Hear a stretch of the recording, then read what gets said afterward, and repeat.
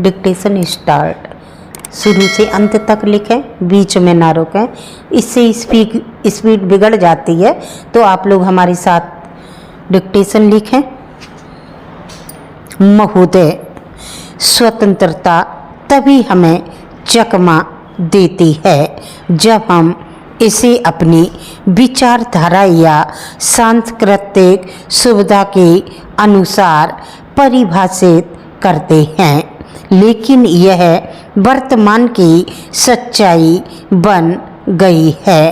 इसलिए एक कदम पीछे हटकर सुरक्षात्मक आवरण को उतार फेंकिए। हम अपनी स्वतंत्रता की उन तारीखों को नहीं भूल सकते जो सड़क पर फैले खून और लाशों की तरह वास्तविक है। हड़पी गई जमीन और अनाम कब्रों की तरह भयावह है और स्वतः स्फूर्ति एवं फर्जी विद्रोहों की तरह जानी पहचानी है।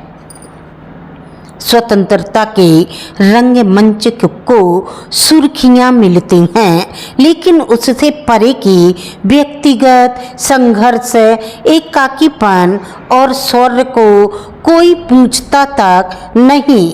एक ऐसी दुनिया जो लाखों विकृतियों से ग्रस्त है, यह सुनिश्चित करती है कि स्वतंत्रता को लेकर बहस बनी रहेगी जिसका कोई अंत नहीं है।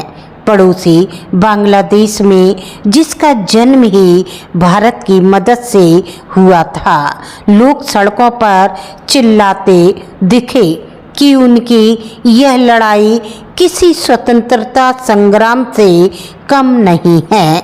वही एक निर्वाचित प्रधानमंत्री जो डर के कारण सत्ता से बाहर हो गई और अब निर्वासित है, एक ऐसी क्रांति को अपने पतन की वजह के रूप में देख सकते हैं जिसकी पृष्ठभूमि कट्टरपंथियों और विदेशी हाथों द्वारा निर्मित की गई थी।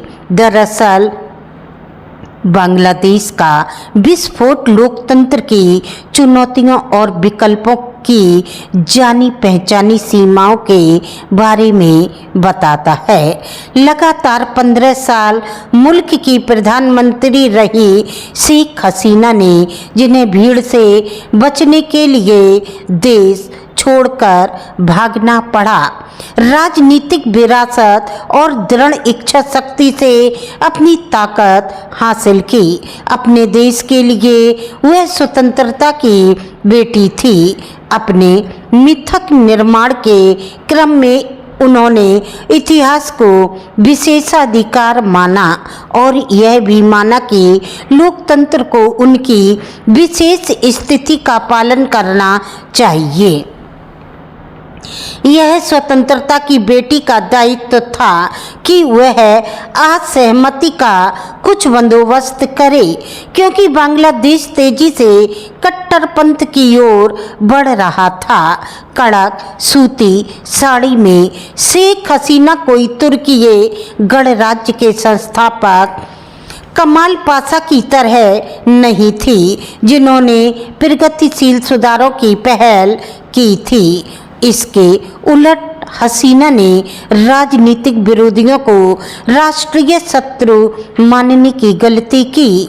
बांग्लादेश में एक ओर तो उन्हें मुक्त की एकमात्र महिला उद्धारक मानने का चलन था, तो दूसरी ओर प्रत्यक्ष और परोक्ष रूप से अलोकतांत्रिक ताकतों को अपने अभियान शुरू करने का माहौल वहां के लोकतंत्र ने पहले ही तैयार किया हुआ था।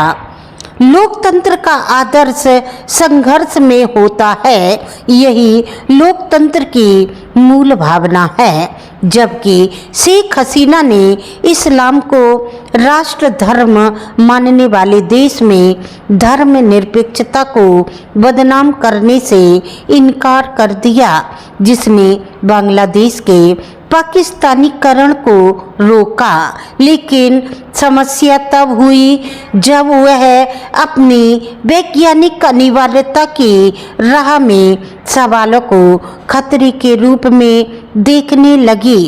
क्या हसीना के बाद का बांग्लादेश स्वतंत्रता के सड़क सेनानियों के लिए लोकतंत्र का नया तोहफा है? समस्या बस यही है।